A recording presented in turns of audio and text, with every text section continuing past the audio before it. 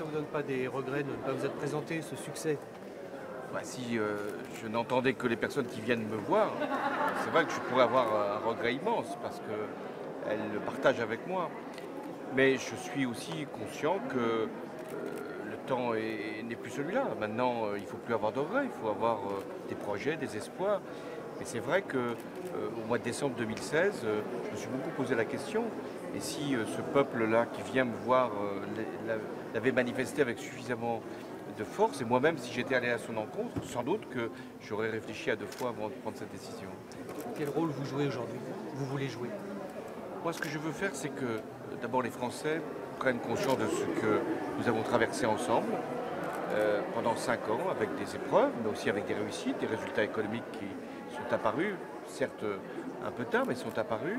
Et ce que je veux aussi, c'est que les socialistes, les sociodémocrates, tous ceux qui sont à gauche et qui veulent qu'il y ait un espoir, qu'il y ait une justice, puissent se trouver dans ce livre des leçons pour bâtir l'avenir.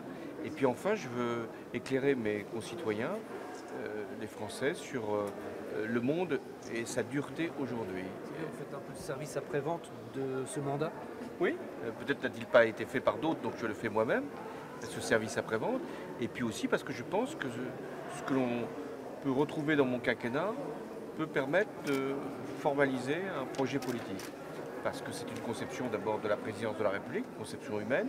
C'est aussi des avancées sociales, elles se sont un peu perdues. C'est de la justice fiscale, elle a été là aussi occultée. Et donc on peut, comme chaque fois, à la fois exprimer des regrets, mais aussi faire la différence. Qu'est-ce qui a sauvé aujourd'hui chez Emmanuel Macron? Bon, d'abord, moi je pense qu'il faut toujours souhaiter la réussite de son pays. Et donc qu'il fasse les choix qui, notamment au plan international, sont les plus lourds.